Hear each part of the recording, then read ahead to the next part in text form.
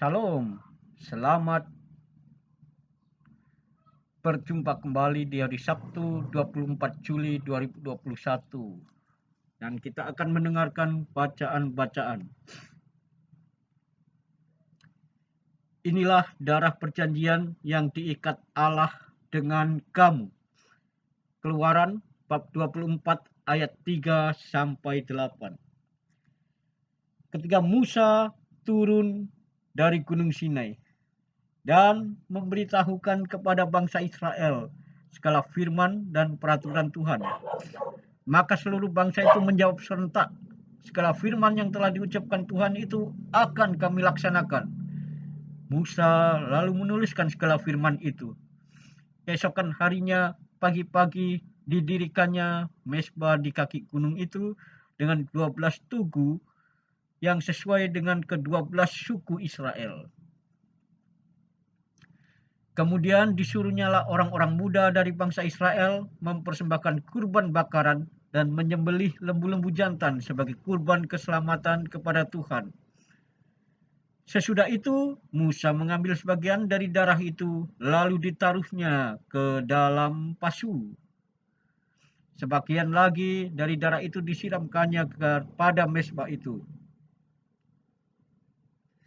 Lalu diambilnya kitab perjanjian itu dan dibacakannya, dan bangsa itu mendengarkan. Lalu mereka berkata, segala firman Tuhan akan kami laksanakan dan kami taati.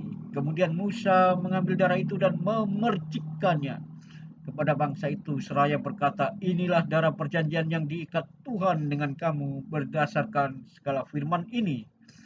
Demikianlah sabda Tuhan. Syukur kepada Allah. Perumpamaan lalang dan gandum. Matius bab 13 ayat 24 sampai 30. Yesus membentangkan suatu perumpamaan lain lagi kepada mereka. Katanya, hal kerajaan surga itu seumpama orang yang menaburkan benih yang baik di ladangnya. Tetapi pada waktu semua orang tidur, datanglah musuhnya menaburkan benih lalang di antara gandum itu, lalu pergi. Ketika gandum itu tumbuh dan mulai berbulir, nampak jugalah lalang itu. Maka datanglah hamba-hamba tuan ladang itu dan bertanya kepadanya, Tuan, bukankah benih baik yang Tuan taburkan di ladang Tuan? Dari mana lalang itu? Jawab tuan itu, seorang musuh yang melakukannya. Lalu berkatalah hamba-hamba itu kepadanya, jadi maukah Tuan supaya kami pergi mencabut lalang itu? Tetapi ia berkata, jangan, sebab mungkin gandum itu ikut tercabut pada waktu kami mencabut lalang itu. Biarkanlah keduanya tumbuh bersama sampai waktu menuai. Pada waktu itu aku akan berkata kepada para penuai, kumpulkanlah dahulu lalang itu dan ikatlah berkas-berkas untuk dibakar. Kemudian kumpulkanlah gandum itu ke dalam lumbungku. Demikianlah Injil Tuhan.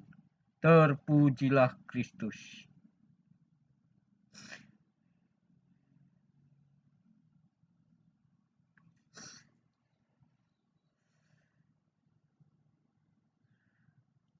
Sikap Tuhan terhadap orang berdosa